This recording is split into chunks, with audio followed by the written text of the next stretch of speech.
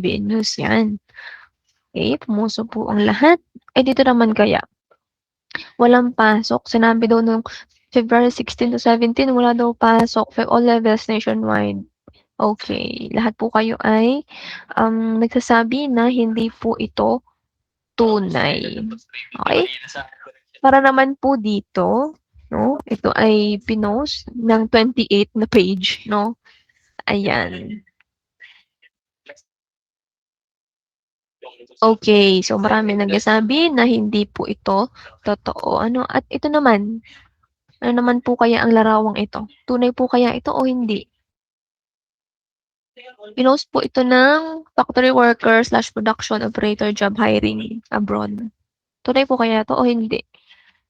Ating obserbahan, ating suriin. Okay, may nagsasabi na oo, may nagsasabi na hindi. Okay? So, yon. Ito na yung huling larawan, klase.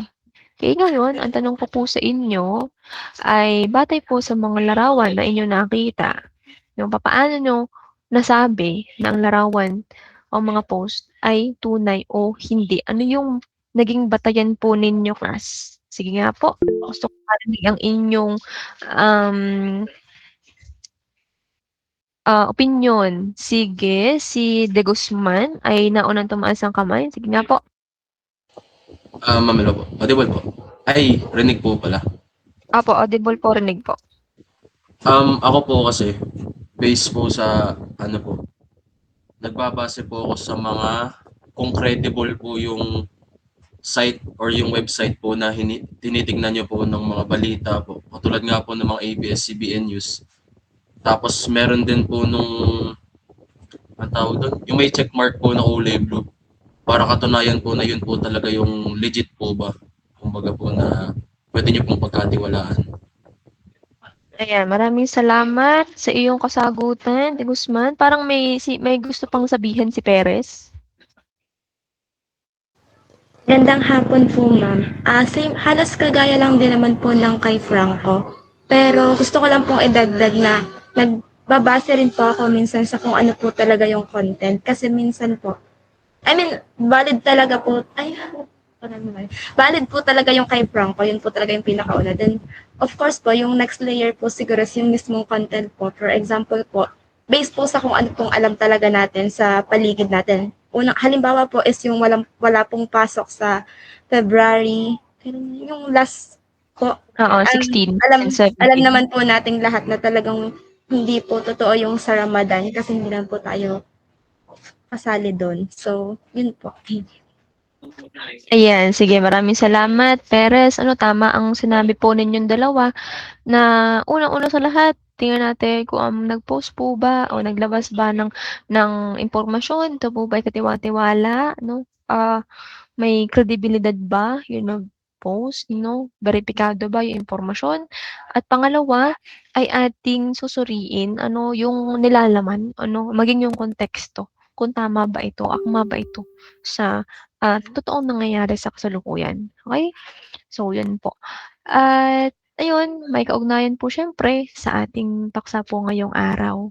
Kaya, dako po muna tayo dito po sa pinakauna nating pangunahing paksa, no?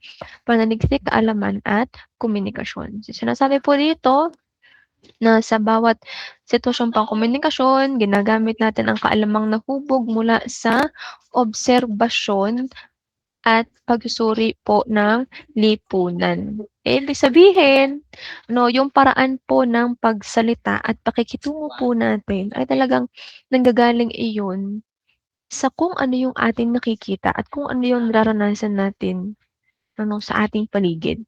Halimbawa kapag tayo ay nag-oobserba sa ugali ng tao, o kapag tinitingnan natin yung mga nangyayari sa komunidad, at maging ating inaalam kung ano ba nangyayari sa ating lipunan, At dun sa mga bagay na yon, nagkakaroon tayo ng kumbaga batayang kaalaman, kapag tayo ay nakikipag-usap. Okay? Gayun din, ang pakikipag-ugnayan at pakikipagtalastasan sa kapwa ay nakabatay sa ating pag-unawa sa karanasang panlipunan. Kaya gayon din ang kaalamang ito ang nagiging pundasyon ng ating paraan ng pagsalita pakikinig at pagpapahayag ng ideya.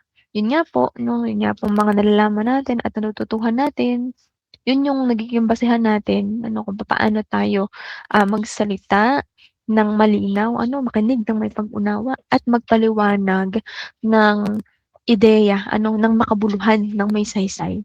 Okay? At dahil dito, hindi po maihihiwalay ang komunikasyon sa proseso ng pagkatuto at pananaliksik. Okay, dahil nga po ang komunikasyon, gumagamit po talaga ito ng kaalaman, kailangan din ng pagkatuto at pananaliksik, no, upang masiguro po natin na makabuluhan, ano, may ebidensya at tama yung ating mga sinasabi. No, lalo't higit sa akademiko at sa professional po na usapan. Okay? Ayan. Dadako na po tayo dito, no, sa karanasan bilang pinagmulan ng kaalaman. No, tama naman ang kaisipang ito, nung ideyang ito, na talaga namang sa karanasan natin makukuha at sa karanasan tayo makakapulot, ano, ng mga nalalaman natin ng ating pagkatuto. Kaya nga po meron nga po tayong kasabihan sa Ingles, ano, na kung saan ay sinasabi na experience is the best teacher. Kaya ang araw-araw na karanasan mula sa paggising hanggang pagtulog ay humuhubog sa ating kaalaman. Okay? Ipinapakita nito na yung pagkatuto po natin, hindi lang po talaga ito nangyayari sa paaralan, ano, kundi sa pang-araw-araw po na buhay, no? Sa mga simpleng gawain, sa pakikisalamuha, no, at sa pagharap po natin sa sitwasyon, ano, sa araw-araw. Okay? At ang bawat karanasan, gaano man kaliit, ay nagdaragdag sa ating pag-unawa sa mundo at sa kapwa. Okay? At ang pinakamalalim, no, bigyang diin po natin itong ikatlong bullet, ang pinakamalalim na kaalaman ay kadalasang nagmumula sa masalimuot at hamong karanasan. Okay? Kapag nga naman po tayo dumadaan sa mga mahihirap na sitwasyon o sa masasalimuot na sitwasyon, no, tulad na lamang ng pagkakamali, pagkabigo, ano, o yung mga krisis natin sa ating buhay, mas napipilitan tayong mag-isip po ng mas malalim, ano, kumbaga sa wikang Ingles, mas napu-push po natin yung ating limits, no? Nag-iisip po tayo ng paraan para makahanap ng solusyon, ano, at sa mga bagay na yun, dun tayo mas tumitibay. Okay? At mula sa mga karanasang ito, yun nga, natututo tayo mag-isip, magtimbang at umaksyon ng mas maayos. Ayan. Ngayon, dumako na po tayo dito sa isa pang konsepto, ano, tungkol po sa perspektibo at pagdedesisyon. Ang mga karanasan sa buhay ay nagbubunga ng iba't ibang perspektibo sa pagtingin sa mga issue at suliranin. Ibig sabihin, dahil magkakaiba po yung pinanggagalingan at yung karanasan po ng bawat tao, magkakaiba rin yung paraan natin ng pagtingin sa mga problema. Okay, halimbawa, yung isang issue ay maaaring tingnan ng isang tao sa anggulong personal, ano, pero yung iba naman maaaring tingnan niya ito sa anggulong panlipunan. Okay, depende po sa kanilang karanasan. Okay? Ang mga perspektibong ito ang tumutulong sa atin na makabuo ng mas matalinong desisyon. Okay? Gayun din, sinasabi na ang mahusay na pagdedesisyon ay bunga ng pinag-isipang kaalaman at karunungan. Okay? Kasi yun nga pong tamang desisyon ay hindi po basta-basta lamang, ano, kundi talagang may pinagbabatayan ito. Ano, may nakabatay na tamang impormasyon, dumaan sa pagsusuri, ano, at kumbaga'y nagmumula sa kaalamang nahubog, no, ng karanasan at pagkatuto. Okay? At sa ganitong paraan, nagiging mas responsable ang ating mga aksyon at komunikasyon. Okay? Ngayon naman po ay dumako na tayo dito sa kaalaman bilang kapangyarihang panlipunan. Ano po, sinasabi dito na ang kaalaman ay may kapangyarihang panlipunan dahil nakaaapekto ito sa pag-iisip at pagkilos ng mga tao. Sabihin, kapag po ang isang tao ay meron pong sapat na kaalaman, tunay nga naman na yung paraan ng pagtingin niya sa issue ay nababago. Ano, bakit? Kasi, may kakayahan na siya na tumingin sa ibang perspektibo ano, at kumbaga, meron ng mas, sapat at mas matibay na basehan 'no, sa kanyang mga gagawin na desisyon at kilos. Okey? At sa harapang komunikasyon at sa media, mas malakas ang impluwensya ng kaalamang dumaan sa masusing pagsusuri. Okey? At ang tama at mapagkakatiwalaang kaalaman ay nakatutulong sa pag-igpaw sa kamangmangan at kahirapan. Okey?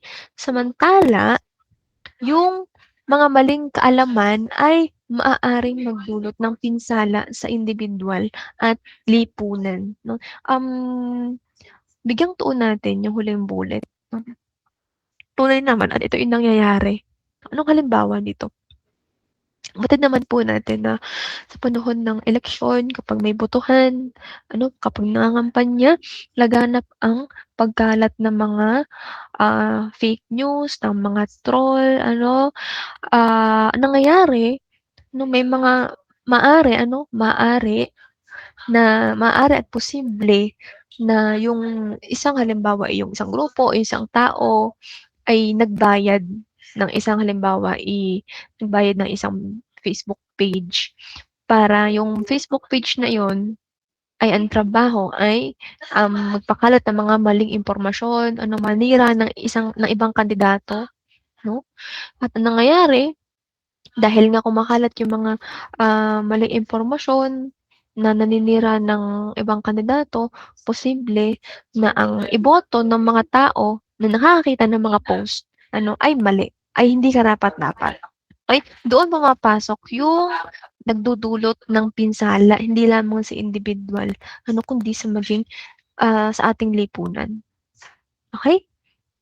Kayo po ba'y naririto pa? Thumbs up po tayo kapag po tayo ay narito po sa ating okey. Okey, sige maraming salamat. Dito na tayo klase 'no, sa media, ICT at disinformation. So, sa kasalukuyang panahon, mabilis na kumakalat ang impormasyon sa pamamagitan ng ICT at digital media. So, dahil nga po sa internet ano, sa mga social media at sa iba pang mga digital platforms, kahit sino ay maaaring magbahagi ng balita o opinyon sa loob lamang ng ilang segundo. Okey, kaya mas mabilis na naipaabot ang mga impormasyon at mga, detalye sa maraming tao, okey? At sa kabila po noon ano at kasabay ng mabilis na pagkalat ng impormasyon, ay ang paglaganap din ng disinformation at fake news. Okey, dahil madali na nga pong mag-post at mag-share, mas dumarami rin ang maling impormasyon. Ano na yung iba ay sadyang pinapakalat, ano yung iba hindi naman sinasadya, ay kaya nagiging mahirap minsan tukuyin kung alin po yung totoo at alin po yung gawa-gawa lamang. At dahil dito, ayan, mas kailangan ang kakayahang magsuri bago maniwala at magbahagi ng impormasyon. So, mahalaga po talaga na mag-check po muna tayo ng mga source, ng ebidensya at konteksto bago mag-react o mag-share. No, dahil ang pagpapakalat po ng maling impormasyon, muli maaaring makapinsala 'no, sa ibang tao. Okay? At ayan, ang pagiging mapanuri ay mahalagang kasanayan sa modernong komunikasyon. Okay? Sa panahon po ngayon klase, hindi sapat po ang pagiging mabilis sa pagkuha po ng impormasyon, ano. Mas mahalaga po yung pagiging responsable natin ano, at kritikal, okay? Dahil ang matalinong komunikasyon ay nakabatay po talaga sa tamang pag-unawa. Ano po? Ayan, dumako na po tayo dito sa isa pang konsepto 'no, ang digital literacy at kritikal na pag-iisip. Ito po yung may kaugnayan sa kaninang, slide. Okay? Ang media literacy ay kakayahang umunawa, magsuri at magpahalaga ng mensahe mula sa media. Sabihin, hindi lamang po tayo basta nanonood o nagbabasa, kundi talagang inuunawa natin yung mensahe. At sinusuri natin kung ano bang layon nito, kung tama ba yung impormasyon, at kung dapat ba itong paniwalaan. Ano, Ayan, sinasabi rin dito sa ikalawang bullet na walang media o tekstong ganap na neutral dahil may kalakip itong ideolohiya at interes. Kadalasan, meron pong pananaw o panig ang isang balita o post o palabas.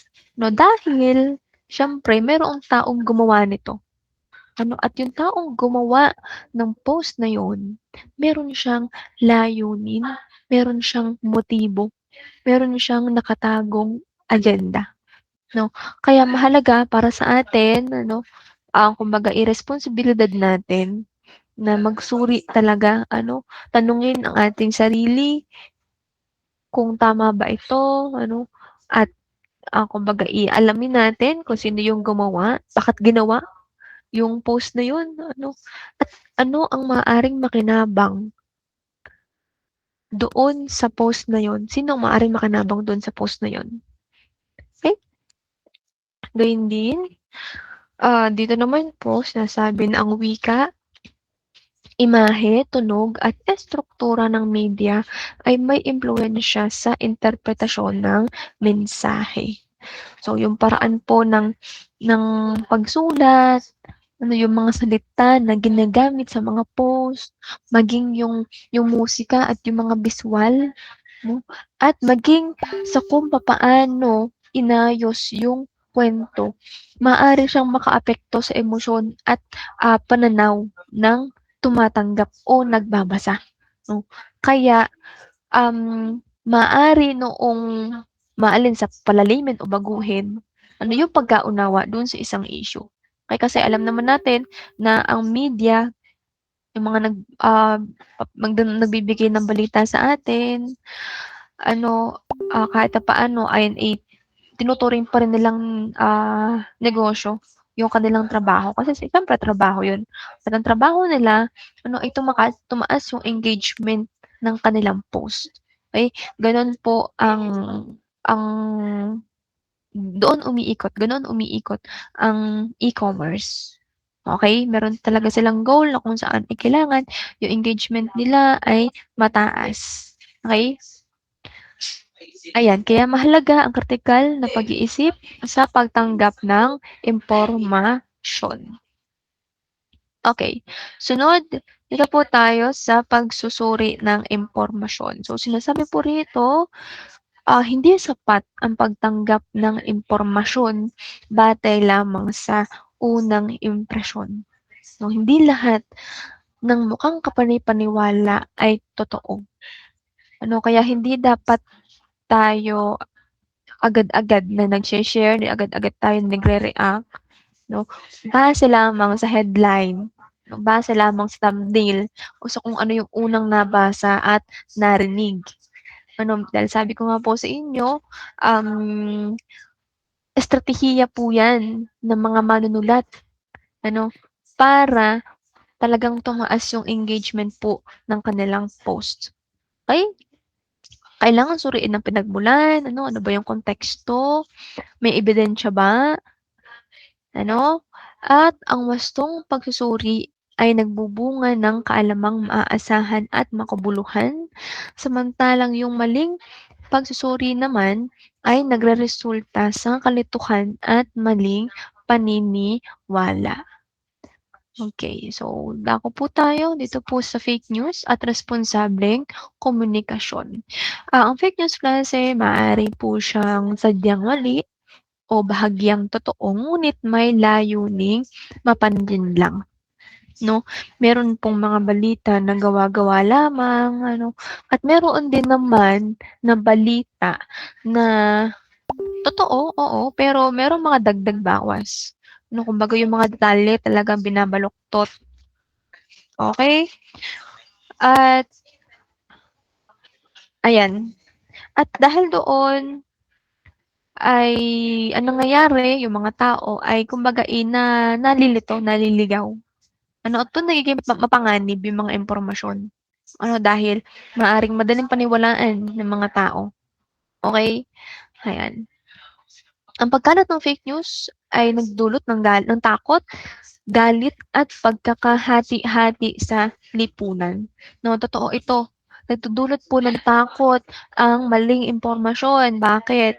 Ano, kasi may mga post po na nagsasabi, halimbawa lang ano, ito yung nakita ko sa internet, sa Facebook. Merong Facebook page na nagpapakalat ng tungkol po sa paglaganap ng Nipah virus. Okay? At ayun ay pinabulaanan po ng DOH. Yun yung maganda, ano, may nagkukumpirma kung tama ba yung impormasyon o hindi. Ano, ayan, takot, galit at pagkakahati-hati sa lipunan. Ano, dahil po sa mga maling impormasyon, merong mga magkaibigan, ano, na pagkakaibigan na nasisira, ano, dahil sa mga gano'ng impormasyon. Ano po, din ang responsableng komunikasyon ay nangangailangan ng pag-iingat sa pagbabahagi ng impormasyon. At mahalaga ang pagbeberipika bago magpahayag o magbahagi ng balita.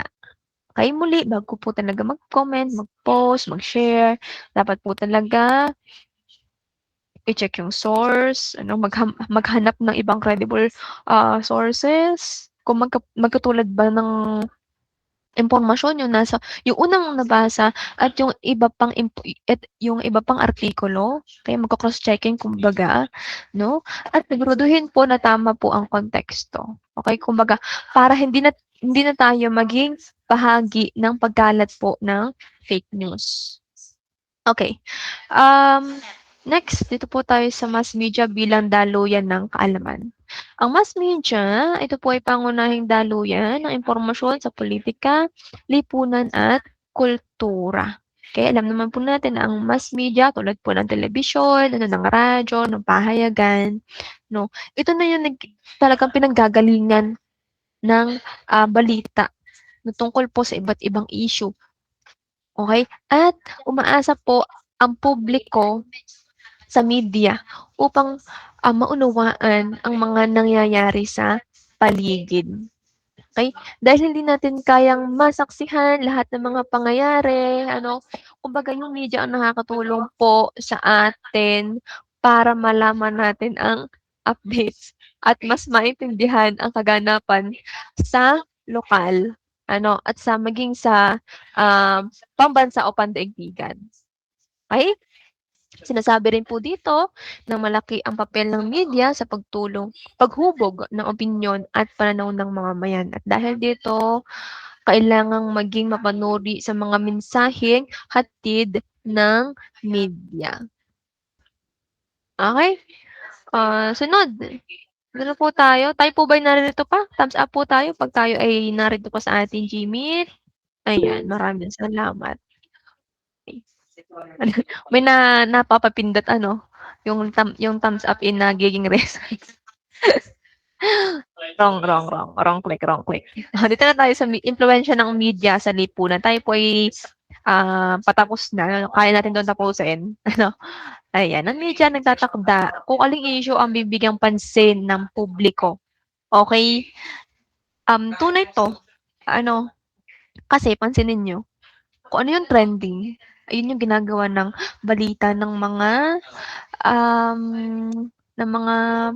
page, ng mga Facebook page ng media. Ano, tignan nyo, di ko alam kung naano sa inyo yung pamilya ni IZ. Di ko alam kung dumadaan yun. Napansin ko, Philippine Star, ABS-CBN, no, sila ay GMA News. Lahat sila talagang tinatampok yung usapin tungkol kay Alvin at saka kay IZ. Ano, talagang pati yung interview dun sa kanilang anak na transgender talagang lumabas. Kasi yun yung kinakagat ng mga tao. Ito yung sinasabi natin na silang mga media, sila po ang nagtatakda kung ano yung, dapat bigyang pansin ng publiko. At kung ano yung kinakagat ng publiko, yun yung kanilang ginagawa ng artikulo o ng balita, okey? Hinuhubog nito ang pananaw ng tao tungkol sa realidad at panganib sa lipunan. Okay? Pinananatili rin ng media ang umiiral na ideolohiya at kapangyarihan. No? Kaya mahalaga po na suriin po kung sino po yung nasa likod ng mensahe ng media. Okay. So, dumako po tayo dito po sa harapang komunikasyon at pagtitimbang ng impormasyon. Sinasabi po rito na hindi otomatikong katotohanan ang sinasabi ng eksperto, kaibigan, o kilalang personalidad. Tunay ito. Ano? Kasi kahit pa yung nagsasalita ay may kredibilidad, o malakas ang impluwensya, posible pa rin na mali o kulang or may pinapanigan ang impormasyon. Ano ang magandang halimbawa nito? Halimbawa, yung isang personalidad ay may pino-promote na isang produkto. Sabihin natin produktong pampaputi. Talagang pinapaniwala nila yung kanilang mga, followers na ganito ang gamitin niyo, itong produktong ito ang gamitin niyo dahil sa loob lamang ng isang linggo ako ay pumosyaw na ng ganito. Okey, kahit sabihin nating maimpluwensiya siya, hindi natin masisiguro na tama yung kanyang sinabi. Dahil una, sabi ko sa inyo, trabaho nila yun.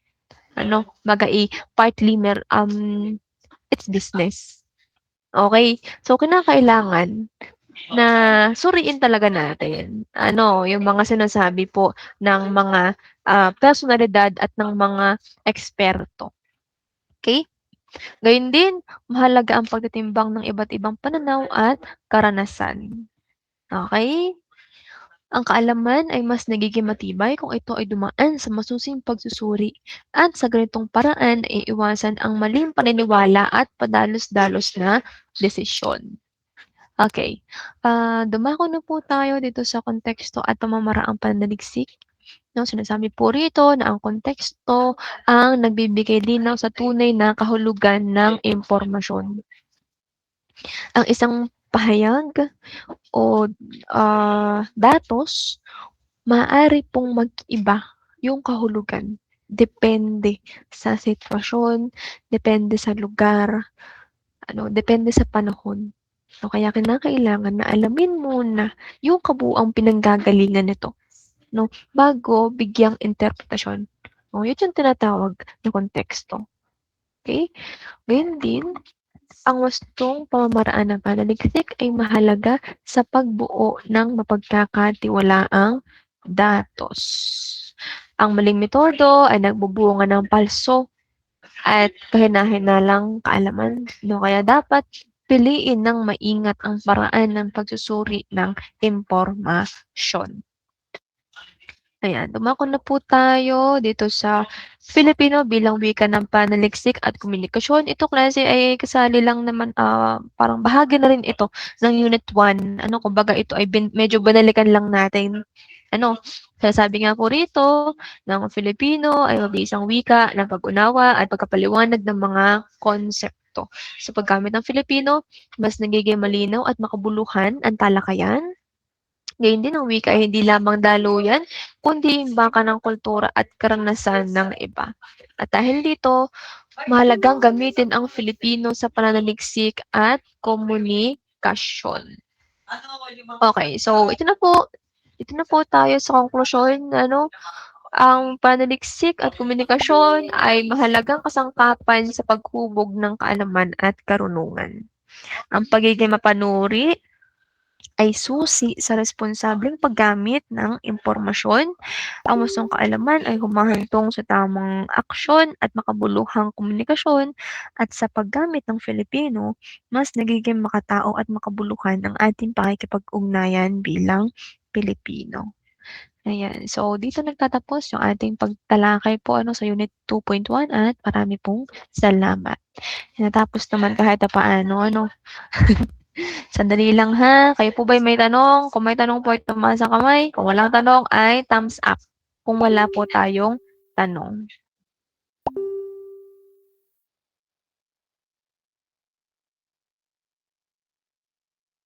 Ayan, mukhang wala namang katanungan. Ano, ito po ang ating PPT ay ipapakita ko po, ay i-upload ko po sa ating G-class. Ano, kasama noong kasunod po yung Unit 2.2. Ano, yung video po, yung video discussion ng Unit 2.2 tsaka yung PPT. Okay, doon lang po kayo mag-focus ha. Dalawang topic lang naman yun. At ang pansinin niyo yung bawat PPT natin, may iksi lang naman. Ano, kaya mas mahalaga talaga na bukod sa binabasa po yung PPT ay nakikinig po talaga sa klase. Okay? So, dahil doon natin sa klase natin pinapalawak yung bawat nasa PPT. Ano po? Okay, kung wala na po kayong katanungan, dito ko na po tinatapos ang ating online class. Maraming salamat po sa pakikinig at good luck po sa inyong preliminary exam. Paalam po. Salamat Maraming po. salamat Paalam at po. maraming salamat. Salamat po. Maraming salamat.